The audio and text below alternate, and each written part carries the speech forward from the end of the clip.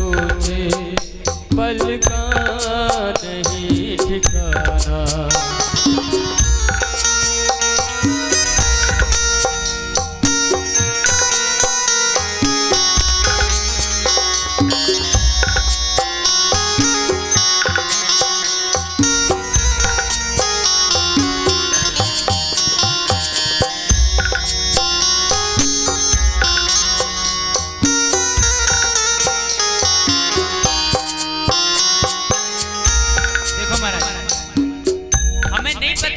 हमारी एक धड़कन धड़कने के बाद दोबारा धड़के या नहीं, हमें नहीं पता कि हमारी एक सांस लेने के बाद दूसरी सांस ले पाएंगे या नहीं, लेकिन सोचते हैं सालों बाद तक। इसीलिए कहा आएगी वो घड़ी तो जब कुछ न पास होगा, कर्मों का तेरे सारे एक हिसाब होगा।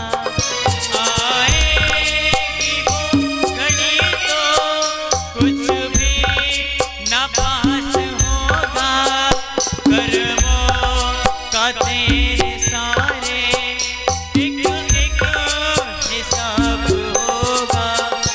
ये सोच ले अभी तो, ये सोच ले फिर वक्त ये न आना, बरसों की तू क्यों सोचे, पल का नहीं ठिकाना। बरसों की तू क्यों सोचे, पल का नहीं ठिकाना।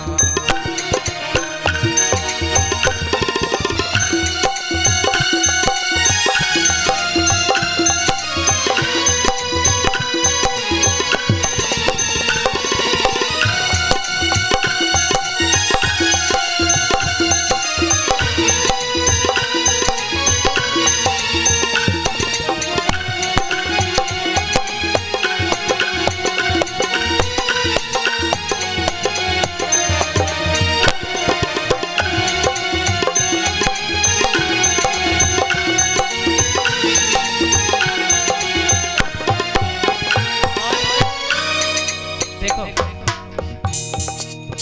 हम इस शरीर को बहुत मल के धोते हैं, बहुत अच्छे से लाते हैं कि भैया कोई गंदगी ना रह जाए, लेकिन आपने शरीर को जिंदगी भर धोया, कभी अपने मन को धोया?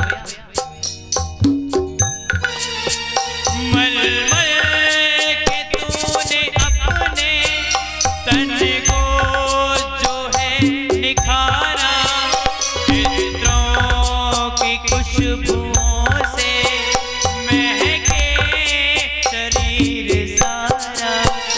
मल मल के तूने अपने तन को जो है निखारा, चित्रों की खुशबुओं से महके शरीर सारा।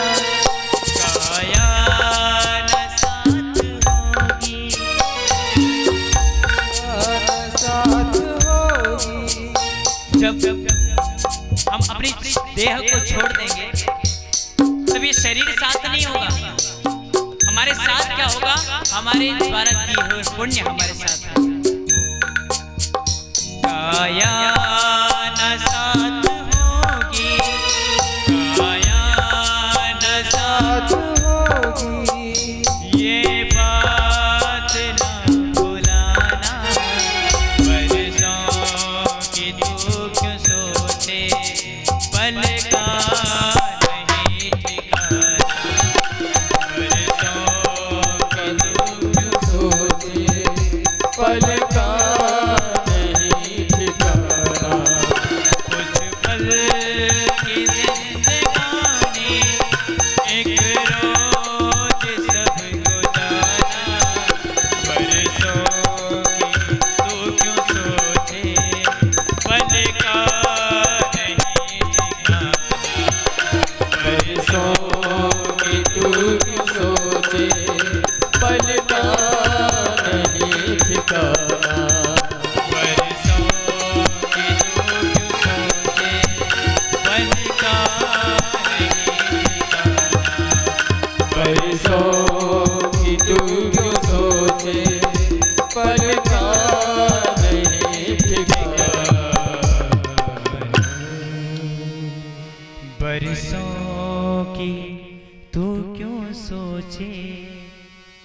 पल का नहीं ठिकाना।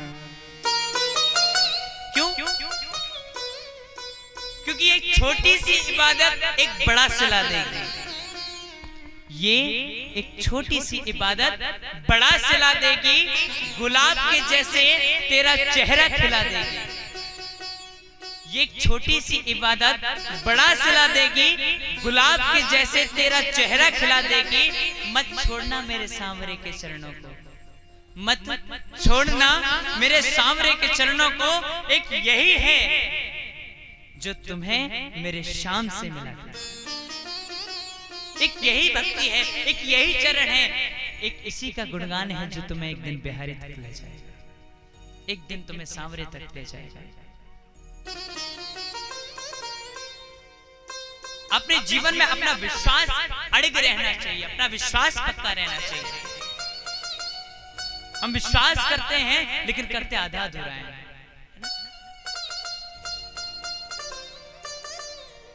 देखो याद रखना, संत को संत क्यों कहा जाता है? संत को संत क्यों कहते जानते हैं? क्योंकि जो संत होता है ना महाराज, वो संत संतुलन में रहता है और हम लोगों का बैलेंस बिगड़ा हुआ होता है। हम कभी एक जगह ठहरते नहीं। देखो हम अगर काम पड़ जाए तो बिहारी जी को देख लेते हैं और जब काम खत्म हो जाता तो फिर संसार को देख लेते हैं। तो महाराज हमारे ही बैलेंस बिगड़ा हुआ है तो कैसे कृपा होगी? और संत को संत इसलिए कहते हैं क्योंकि बैलेंस एकदम स्थिर है, वो संतुलन में है। अगर वो समाज में भी रहे ना तो हर व्यक्ति के अंदर अपने बिहारी का ही दर्शन करता है। लेकिन हम बिहारी जी के दर्शन करने वृंदावन मंदिर में चले जाएंगे, लेकिन वहां पर भी हम संसार को देख लेते हैं। इसीलिए संत को संत कहा जाता है। व्यास जी सोचने लगे मैं भागवत को दूं किसको, किसको सुनाऊं, कौन है इससे सुनने का अधिकारी? सो महाराज मन में विचार आया कि मेरा बेटा है ना शुकदेव, उससे बड़ा अधिकारी और कोई नहीं इस भागवत को सुनने का। लेकिन उसको बुलाया कैसे जाए? सो महाराज व्यास जी ने एक उपाय निकाला। अपने छोटे छोटे शिष्यों को कुछ मंत्र याद कराए और मंत्र याद कराने के बाद में महाराज कहा कि जाओ जहां जाकर के मेरा बच्चा तपस्या कर रहा है, समाधि में है, जाकर के इन मंत्रों को वहां गाना। एक श्लोक की एक लाइन छोटे छोटे बच्चों को रटा दी और बच्चों को भेज दिया। आज वो छोटे छोटे नन्हे मुन्ने बच्चे गए हैं वहां जहां पर संत श्री सुखदेव जी अपने ध्यान में व्यस्त हैं। वो बच्चे गए और जाकर के उन्होंने रटाया हुआ श्लोक गाना प्रारंभ किया। वर्हापीडं नटवरवपुः कर्णियो कर्णिकारं बिभ्रद्वासः कनककपिशं वैजयन्तीं च मालाम्। एक श्लोक रटाया था, एक आधा श्लोक रटाया था, ये लाइन रटाई थी, जाकर के बच्चों ने सुना दी। गाने लगे बार बार इसी को, वर्हापीडं नटवरवपुः, बार बार रटने लगे।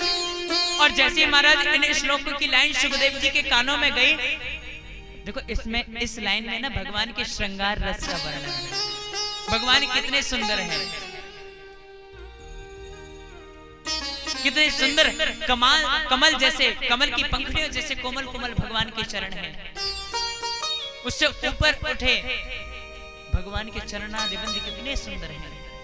थोड़ा और ऊपर उठे भगवान का कटिप प्रदेश कितना सुंदर है, कितना सुंदर पीतांबर भगवान ने धारण किया हुआ है। उससे ऊपर उठे भगवान के गले में वैजयंती माला पड़ी है, वैजयंतीं च माला। कितनी सुंदर, कितनी मन लुभावनी सुहावनी माला है।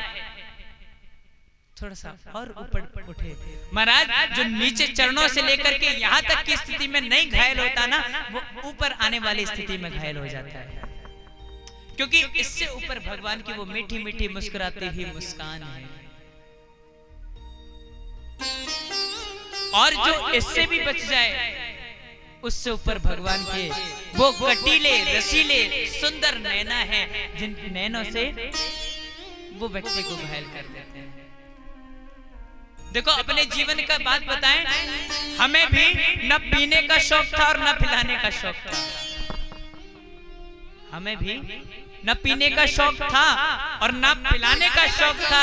हमें तो सिर्फ नजरें मिलाने का शौक था साहब, और नजरें भी हम इनसे मिला बैठे जिन्हें सिर्फ अपनी नजरों से पिलाने का शौक था, सिर्फ अपनी नजरों से पिलाने का शौक था। और महाराज जो व्यक्ति मुस्कान से बच जाए वो भगवान की निगाह से नजर से नहीं बच सकता। इतनी सुंदर इतनी रसीली मत भरी अखियां हैं हमारे ठाकुर की। भगवान के श्रृंगार रस का वर्णन है इस श्लोक में। सुखदेव जी ने सुनकर के आंखें तो खोली, मन में भाव आया इतना भी सुंदर कोई हो सकता है? अरे होगा कोई इतना सुंदर, कोई बात नहीं, हमें तो अपने भगवान से मतलब। महाराज फिर से सुखदेव जी ने आंखें बंद कर दी, फिर समाधि में लीन हो गए। वो छोटे छोटे बच्चे फिर व्यास जी के पास आए, महाराज आपकी तो की हुई मेहनत सब बेकार हो गई। बोले क्यों? बोले गुरुजी हमने आपके द्वारा रटाया वो श्लोक जाके सुनाया, वो आंख भी खोल के बैठे, लेकिन न जाने क्या सोचा कि फिर आंख बंद करके बैठ गए। आपकी दवाई तो निष्फल हो गई। बोले अच्छा। अब व्यास जी ने दूसरा श्लोक रटाया और आज उस श्लोकों को रट करके बच्चे गए हैं जहां सुखदेव विराजमान हैं, वहां जाकर के श्लोक का गान करने लगे। अहो वकीयं स्तनकालकूटं जिधांसया पाये यदाप्यसाध्वी लेभे गतिं धात्युचित्तां ततोऽन्यं कं वा दयालुं शरणं व्रजेम। अरे देखो तो सही वो पूतना जो अपने स्तनों पर कालकूट नाम का विष लगा के आई, जहर लगा के आई, भगवान को मारने का प्रयास किया, लेकिन देखो भगवान की महिमा, भगवान ने भी उसको वो गति प्रदान की जो कुछ समय बाद मैया यशोदा को देनी थी, वो आज सबसे पहले पूतना को दे दी। इतनी बड़ी महिमा। बताओ अपने शत्रु को भी कोई ऐसा कर सकता है? जो व्यक्ति भगवान को मारने आया हो, जो स्त्री भगवान को मारने के लिए आई हो, उसी स्त्री को भगवान ने वो गति दे दी जो मैया यशोदा के मरने के बाद यशोदा को मिलनी थी। और हम लोग तो यशोदा मैया को बड़ा सौभाग्यशाली कहते हैं ना। मैया तू बड़ी सौभाग्यशाली है जिसने अपने हाथों से भगवान का लालन पालन किया। तू बड़ी सौभाग्यशाली है कि जो परब्रह्म परमात्मा सारी सृष्टि को चलाता है, सारी सृष्टि को बनाता है, सारी सृष्टि का पालन करता है, तो उसी को एक छोटी सी डंडी से आगे आगे भगा रही है। कितना बड़ा भाग्य है मैया का। इतने भाग्य के बावजूद भी मैया को वो गति नहीं मिल पाई जो मारने आई हुई पूतना को मिल गई। सुखदेव जी सोचने लगे ऐसा करुणावान स्वरूपवान तो मैं सोचता था चलो कोई होगा, लेकिन ऐसा करुणावान कोई नहीं हो सकता। महाराज आंखें खोली और आंखें खोल करके बच्चों से कहने लगे बेटा कुछ और सुनाओ ना, और श्लोक सुनाओ। बच्चों ने कहा सुनो महाराज आप और सुनना चाहते हो ना तो जाओ अपने पिताजी के पास, उनके पास ऐसे 18,000 श्लोक हैं, आप जाओ वहां सुनो। अब तो महाराज सुखदेव जी से जरा भी नहीं रुका गया। सुखदेव जी भागते भागते गए और पिताजी के चरणों में लेट गए। पिताजी जो श्लोक आपने इन बच्चों को रटाए मुझे सुना दीजिए। सुखदेव व्यास जी कहने लगे मैं जानता हूं मेरा बच्चा इसका अधिकारी है, मैं जानता हूं मेरे बच्चे ने काम को जीत रखा है, क्रोध को जीत रखा है, लेकिन ये समाज नहीं जानता। इस समाज को जनाने के लिए महाराज वेदव्यास जी ने जनक जी महाराज को सूचना भिजवा दी। जनक जी महाराज के पास सूचना भिजवाई कि महाराज मेरा बच्चा सुखदेव आपके पास आएगा, आपको इसकी परीक्षा लेनी है किसने काम को जीता है या क्रोध को जीता है कि नहीं, काम और क्रोध को इसने जीता है कि नहीं। और सुखदेव जी से कह दिया बेटा तुम पहले जनक जी के पास जाओ, पहले वहां वेदांत पढ़ के आओ, उसके बाद तुम इन श्लोकों को सीखना। अब ललक लग चुकी थी महाराज श्लोकों की, सीखना था, इसलिए हामी भर दी। हाँ, मैं जाऊंगा उनके पास वेदांत पढ़ने। आज श्री सुखदेव जी वेदांत पढ़ने के लिए जनक जी के पास गए। सूचना पहले जनक जी को मिल गई थी, इसलिए द्वारपाल ने अंदर जाके महाराज को सूचना दी, महाराज सुखदेव जी आ गए हैं। तो जनक जी ने क्या काम किया? जनक जी ने कहा, सुनो, उनसे जाकर के कह देना कि जनक पर अभी 5 दिनों तक समय नहीं है, वो बाहर द्वार पर खड़े होकर के हमारी प्रतीक्षा करें। आज सुखदेव जी द्वार पर खड़े हैं, धूप में, वर्षा में, ताप में, अंधेरी रात में भी सुखदेव जी एक ही स्थान पर खड़े रहे। 5 दिन बाद जनक जी महाराज ने ये जानने के लिए कि कहीं इन्होंने क्रोध को जीता है कि नहीं जीता, इस बात को जानने के लिए एक दूत के द्वारा सूचना लेनी चाहिए कि जाओ देख करके आओ कि सुखदेव के मुख पर कोई विकृति नजर आ रही है, कि सुखदेव के मुख पर कोई क्रोध नजर आ रहा है। द्वारपाल गया, जाकर के वापस आया और आकर के बताने लगा, महाराज हमने तो उनका मुख जैसे 5 दिन पहले देखा था ना, वैसे ही अभी तक है, बिल्कुल शांत स्वभाव है। अब जनक जी महाराज दरबार में से भागे और जाकर के स्वयं पुष्पों की वर्षा करते हुए अंदर महलों में लेके आए और एक दरबार पर आकर के सुखदेव जी को छोड़ करके जनक जी चले गए। वहां कोई नहीं, केवल सुखदेव जी। सुखदेव जनक जी के जाने के पश्चात उसी स्थान पर अन्य सुंदरियां आने लगी, सुंदर सुंदर स्त्रियां आने लगी और समस्त स्त्रियां मिलकर के श्री सुखदेव जी को सेवा करने लगी। कोई स्त्री भगवान सुखदेव को पंखा झलती है, कोई जल पान करा रही है, कोई तांबूल खिला रही है, कोई नैवेद्य पवा रही है, और एक ने महाराज जाकर के श्री सुखदेव जी महाराज का आलिंगन कर लिया। लेकिन महाराज पीछे से, पर्दे के पीछे छिपे छिपे जनक जी सब कुछ देख रहे हैं।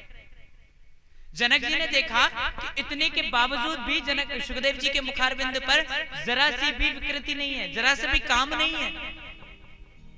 ये देख करके जनक जी महाराज परेशान हो गए, अपने ऊपर ग्लानि करने लगे। जनक जी महाराज दौड़ करके गए हैं, जाकर के सुखदेव जी के चरणों में साष्टांग प्रणाम किया।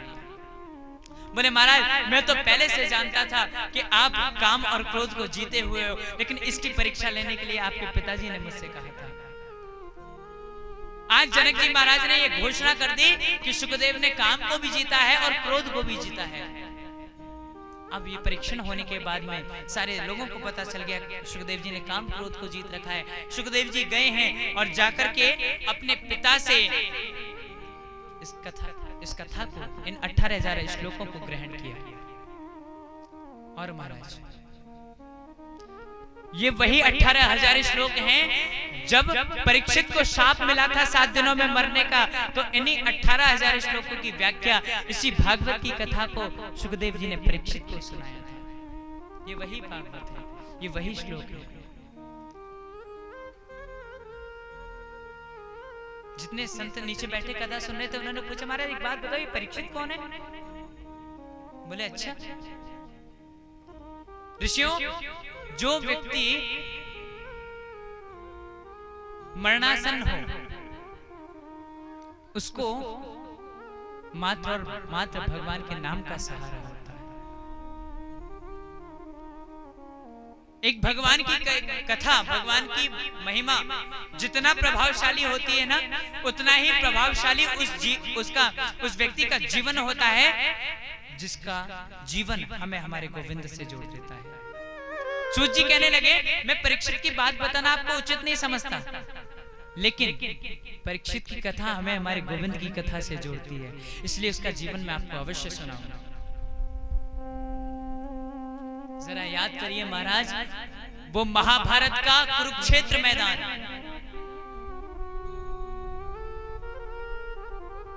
जहां कौरव और पांडवों का युद्ध चल रहा है, और उस युद्ध में आकर के न जाने कितने बच्चे अनाथ हो गए, न जाने कितनी स्त्रियां विधवा हो गई, कितनों की सुहाग उजड़ गए।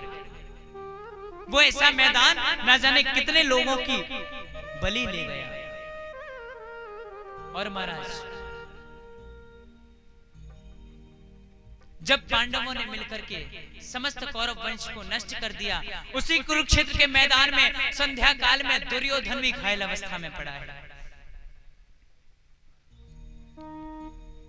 भीम ने उनकी जंघा पर गदा से प्रहार कर करके उनको घायल कर दिया है। बड़े बड़े गिद्ध उस जगह घूम रहे हैं और वो तड़पता हुआ दुर्योधन, वो दर्द से कराता हुआ दुर्योधन अपने पास से उन गिद्धों को भगाने का प्रयास करता है। उसी समय महाराज अंधेरे का समय है, दुर्योधन का परम मित्र गुरु द्रोणाचार्य का पुत्र अश्वत्थामा वहां से गुजर रहा था। वहां अपने मित्र को घायल अवस्था में देखा तो देख करके कहने लगा, अरे मित्र, ये तुम्हारी दशा किसने करी? तुमको इतना घायल किसने कर दिया? ये इसकी इतनी मजाल किसकी हो गई? और जिसने भी तुम्हारे साथ ऐसा किया है ना, मैं उसको जीवित नहीं छोड़ूंगा। मुझे उसका नाम बताओ, सूर्योदय से पहले मैं वचन देता हूं तो मैं उनके शीश काट करके दिखा दूंगा। दुर्योधन कराता हुआ बोला, मित्र, ये कोई और नहीं, इतना सब कुछ करने वाले कोई और नहीं बल्कि वही 5 पांडव हैं और कोई नहीं है। अश्वत्थामा ने कहा, अच्छा, उन पांडवों की मजाल कि मेरे मित्र को घायल करके गए हैं। मैं तुम्हें वचन देता हूं मित्र कि सुबह सूर्योदय से पहले उन 5 के सिर ला करके तुम्हें दिखा दूंगा। आज महाराज अश्वत्थामा ने प्रतिज्ञा कर ली और प्रतिज्ञा करने के बाद वहां पहुंच गया तलवार लेकर जहां पांडवों का शिविर लगा हुआ था, जहां पांडव दिन भर युद्ध करने के पश्चात रात्रि में विश्राम किया करते थे।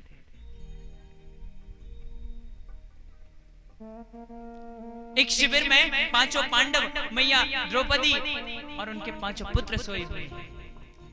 सभी ने पांचों ने, पांडवों ने, उनके पुत्रों ने, द्रौपदी मैया ने श्वेत चादर ओढ़ रखी है, सफेद चादर ओढ़े हुए सब सो रहे हैं निश्चिंत अवस्था में। देखो महाराज, जिसने अपना जीवन अपने सरकार के भरोसे छोड़ दिया, उसको कभी जीवन में चिंता करने की आवश्यकता नहीं रहती।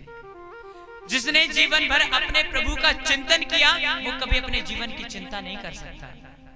पांडवों ने भी अपने जीवन को भगवान के भरोसे कर दिया था, इसलिए कोई चिंता नहीं है, निश्चिंत रूप से सो रहे हैं। लेकिन याद रखना, जिसके भरोसे छोड़ा है ना, वो सो नहीं रहा। मेरे गोविंद शिविर के बाहर हाथ में छड़ी लेकर के पहरा लगा रहे हैं, आधी रात को पहरा दे रहे हैं। देखो, भगवान घट घट के जानने वाले हैं, भगवान सबके ज्ञाता है, सब जानते हैं, अंतर्यामी है वो। भगवान को पता चल गया कुछ अनिष्ट है, भगवान को पता चल गया अश्वत्थामा आ गया है, इसलिए महाराज भगवान ने अंदर शिविर में प्रवेश किया, द्रौपदी को जगाया, 5 पांडवों को जगा लिया और जगा करके दूसरे शिविर में ले जाके सुला दिया।